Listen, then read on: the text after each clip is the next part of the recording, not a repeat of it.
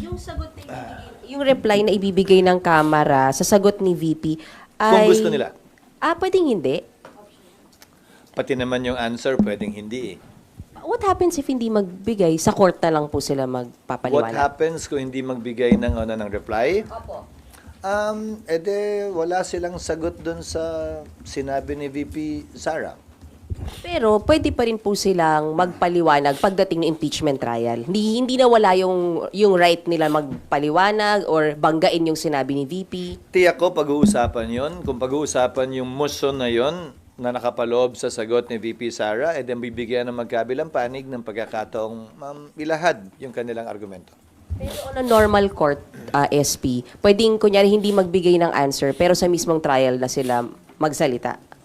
Pwede, hindi siya deemed or considered waived unless under exceptional circumstances, hindi siya papayagan ng korte for being dilatory. Pero sa palagay ko, walang ganun dito. Isa pa, SP. SP yung ginagawa ngayon ng prosecution na halos mayat-maya, nagpe-press con sila. Ngayon pa lang sinasagot na nila yung sagot ni VP, katulad kahapon sa kay Attorney Bukoy. Is that normal? Is that okay? Hindi po ba sila patatahimikin ng impeachment court? Sa ngayon, hindi pa siguro dahil hindi pa naman nagsisimula ang trial. Pag nagsimula na kasi ang trial, dapat lahat ng gusto nilang sabihin doon na mismo sa trial. Pero sa panahong ito, walang prohibisyon. Katulad ng mga tanong nyo sa akin ditong nagdaang araw, pwede ba niyong i-publish yung answer na binigay sa inyo ng Kamara base sa receiving copy nila? Walang prohibition na gawin yon. Ibang usapin kapag may trial na dahil pwedeng magbigay ng kautusan ng impeachment court na limitahan o pagbawalan ang mga parties sa kaso na magsalita. Pero desisyon ng impeachment court yan.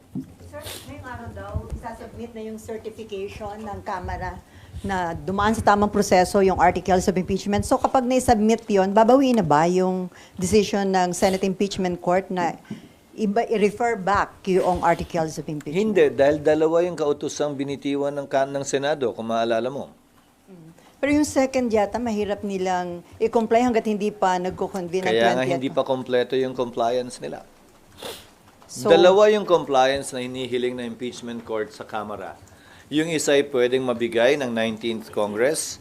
Yan yung patunay na hindi sila lumabag sa one-year ban. Pinapaliwanag na hindi sila lumabag dito. At pangalawa, yung patuloy na kagustuhan na ipursige pa rin yung kaso mula sa 20th Congress. So yung decision na yon to refer back yung articles of impeachment, mananatili yun hanggang 20th Congress?